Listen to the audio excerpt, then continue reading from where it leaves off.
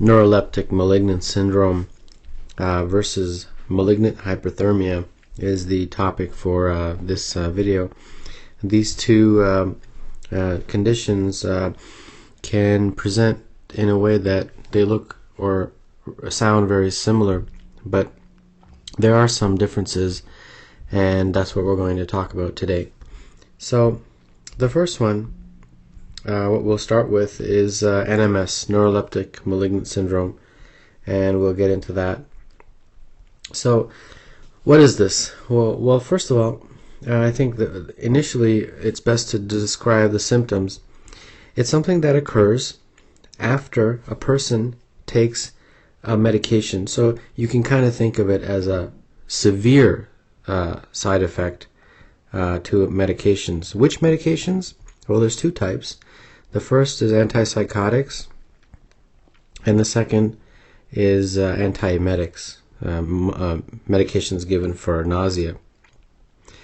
And I'll list which ones a little later on. So a typical scenario is someone is given an antipsychotic or an antiemetic, and maybe a few days later they develop severe side effects, and those severe side effects are as follows.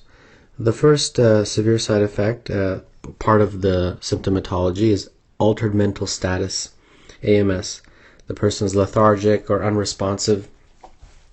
The next one is something that involves motor abnormalities, and in particular muscle rigidity.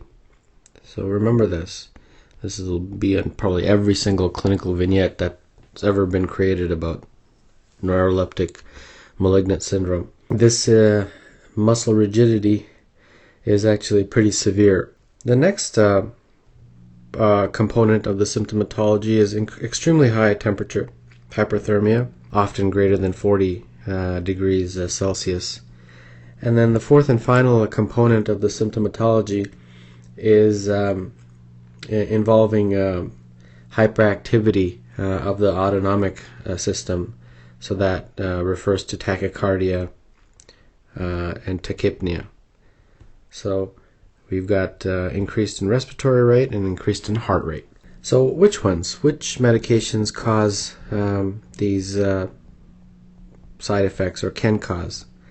Well, there's a big long list, but what I'm going to do is list the ones that are most commonly tested. So for antipsychotics, the most commonly tested is haloperidol, also known as Haldol. There's another one, chlorpromazine. That's also listed or tested. Thyroidazine. All right. There's atypical antipsychotics as well, like clozapine and risperidone. That can also be involved. But by far this is the most commonly. Antiemetics, which ones? Well, metoclopramide and promethazine. Promethazine is a very commonly used antiemetic, and then also prochlorperazine. So this is a list of some of the most commonly tested medications that cause NMS. Alright, so how do you diagnose it? Well, the diagnosis really is just clinical, but some diagnostic tests can be ordered, like a CMP, urine tests as well to check for myoglobin, muscle breakdown products. But really, a lot of this testing is really just to confirm if it's not something else, but most of the time it's just based on clinical and history. Now the treatment is probably the most important point in terms of testing. The treatment is really a supportive treatment, and it involves three things. The first thing is that you need to control the hyperthermia, and the hyperthermia is controlled with a drug called dantrolene. Now, the person will also be very agitated, and the agitation is controlled with benzodiazepines. And finally, the most important part of this pathophysiology is dopamine, because if you remember, those antipsychotics that can cause this work by lowering the dopamine levels. So what you do to reverse that is give a medication to increase the dopamine levels in the brain. So you give a dopamine agonist as part of the treatment. And which dopamine agonist do you give? It's probably the most famous one, which is bromocriptine. Okay, so this one is taking care of the neurotransmitter. This one is for the agitation. And this medication, dantrolene, is given to control the hyperthermia. So this is the way it's treated. It's pretty severe, so it's usually treated in the ICU.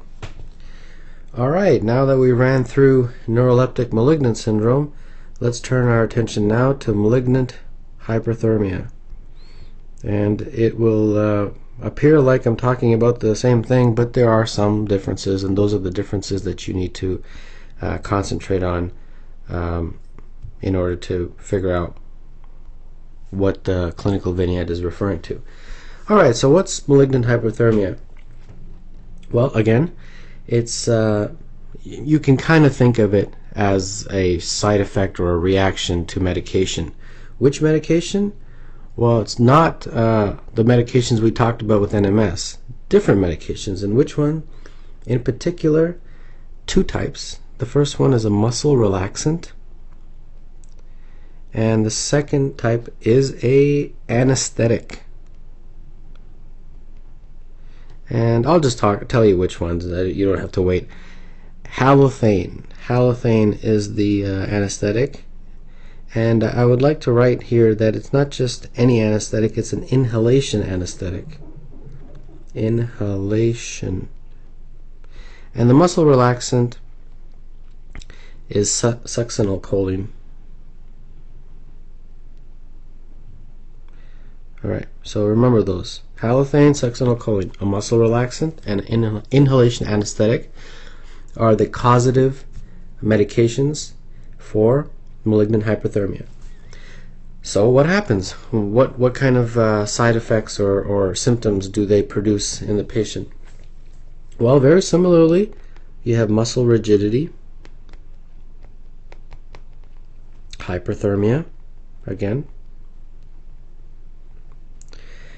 and there's others. There's very similar tachycardia. Do you see how similar it is to NMS? That's why it's important to learn the subtle differences. And this can also lead to rhabdomyolysis, which is a muscle breakdown. All right. So one thing before I move forward with diagnosis and treatment, it's very important with malignant hyperthermia is sometimes clinical vignettes will talk about mechanism of action. So we discussed that the anesthesia medications can cause this, in particular halothane. But how? What's going on? Well, the mechanism is that the anesthetic induces calcium to be released from the skeletal muscle. Calcium release. So you can kind of think as this is causing calcium to release from skeletal muscle. And in particular the sarcoplasmic reticulum.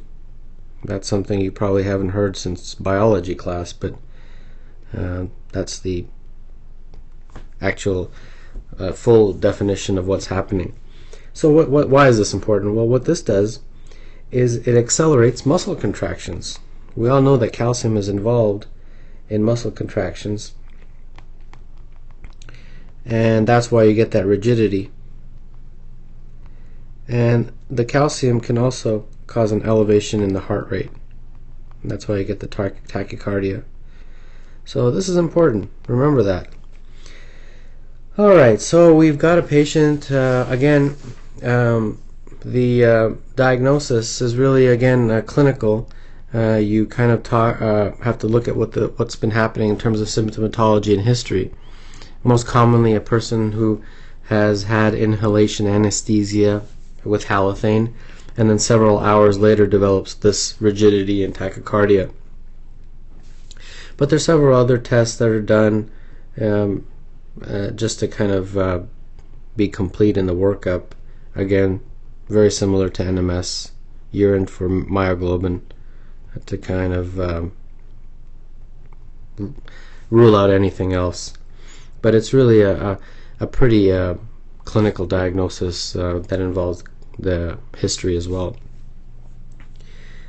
So then how do you treat it? Well, very similarly to NMS, really you have to treat the hyperthermia, because it can sometimes be very, very high, up to 43 degrees Celsius. And then you also want to manage the agitation. But there's no dopamine involved in this. So remember, the NMS treatment involved dopamine. There isn't in this one. So hypothermia is, again, treated with dantrolene. Agitation is treated with benzodiazepines. And you want to basically give the patient supportive type of treatment, usually maybe in the ICU. It's because there's a very high mortality associated with malignant hyperthermia, as with neuroleptic malignant syndrome. So most of the time it's in an ICU management. One final thing I'd like to mention is, you remember halothane that causes these is inhalation. So if a person is susceptible to developing malignant hyperthermia, it's probably best not to give inhalation anesthesia if they're going in for surgery. Probably want to give local or regional anesthesia if possible. Alright, so now I have a couple of vignettes, and hopefully this can shed some light on how to approach these questions. Alright, here we go. 27-year-old woman with a history of paranoid schizophrenia is brought by a friend to the hospital. The woman had been an inpatient at a psychiatric hospital. For several months after being discharged, she had been maintained on haloperidol shots. For the past couple of days after the last injection, she appeared strange. She is stiff, cannot swallow or talk, and appears tremulous. The friend is concerned that she has some kind of infection, since she has a fever. On examination, her temperature is 38, blood pressure is 157/104, pulse is 122, respirations are 24. She has increased tone in her neck and extremities, appears tremulous, diaphoretic, and confused. Her leukocyte count is 19,600, and serum creatinine phosphokinase is markedly elevated. Workup for infection is negative. Which of the following is the most likely diagnosis? Well, she was on haloperidol. That is a antipsychotic. So remember, which one was it? Is it NMS or malignant hyperthermia? Well, antipsychotics are responsible for neuroleptic malignant syndrome. And everything else we talked about is there. You remember the four components of the symptomatology. Altered mental status, that's there. She's confused. The muscle rigidity, increased tone, that's there. The hyperthermia, not as dramatic as we talked about, but it's still there.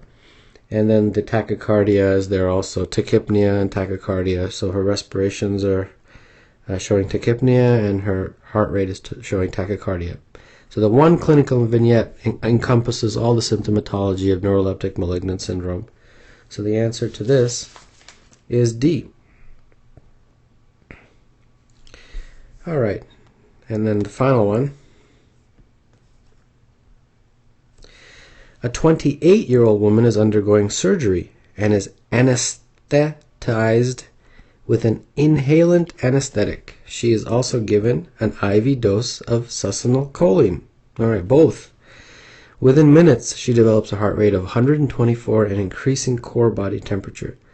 What is the mechanism of action of the drug of choice for this patient's condition? Okay, well that's that's usually not what we're asked, right?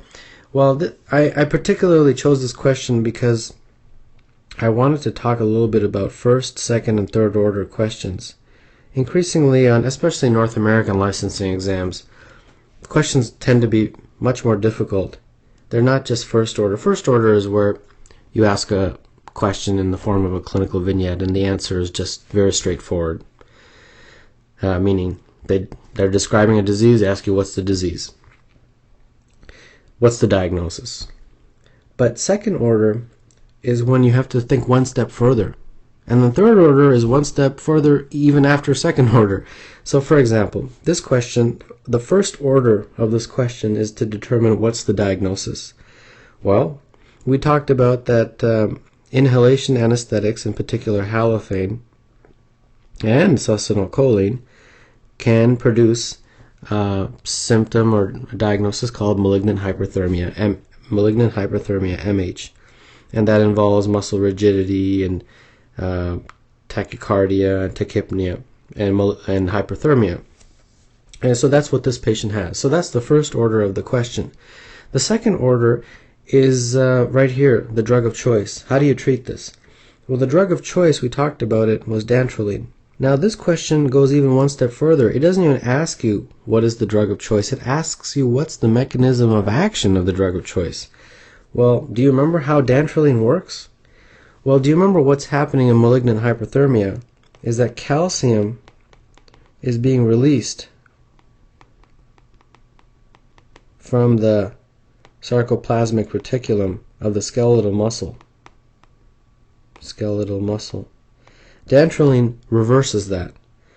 So, the mechanism of action, MOA, of dantrolene is that it interferes with the release of calcium from the sarcoplasmic reticulum. So this is a classic third order question.